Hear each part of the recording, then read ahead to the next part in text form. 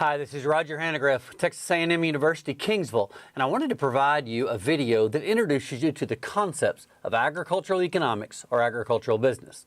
Really, the two areas describe the same sector of our agricultural economy.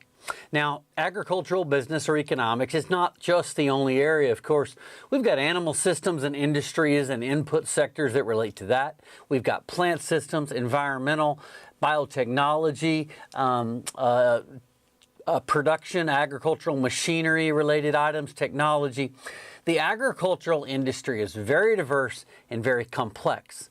Agricultural economics and business is one of those sectors. And in fact, the USDA has a job outlook. And when they produce that job outlook for the last several decades, agricultural business and economics is the #1 employment area, representing right now about 49% of the jobs.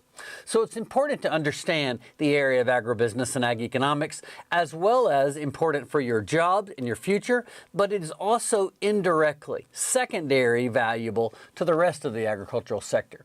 Farmers and ranchers that are in the production sector, the idea of hunters that have natural resources that they manage. All of these industries benefit and require knowledge of agribusiness and ag economics. So it's an important sector to learn more about, adding tools to your toolbox.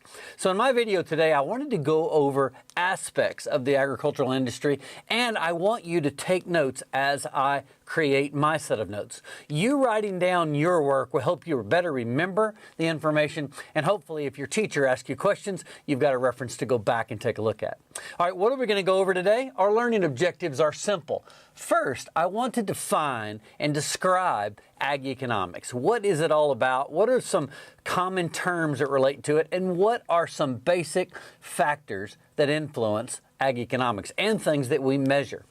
Next, I want to talk about how do we illustrate economic principles. You know, when you're talking about the livestock production sector or the crop production sector, it's really easy to measure growth based on visual interpretation.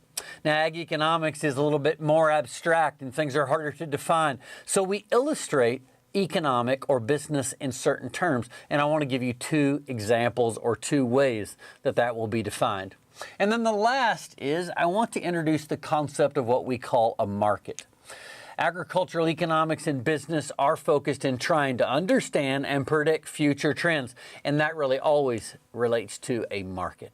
So those are kind of the objectives I have. Take notes again, follow along, and make sure you can keep up and make sure that you can understand each of these three aspects as we work our way through.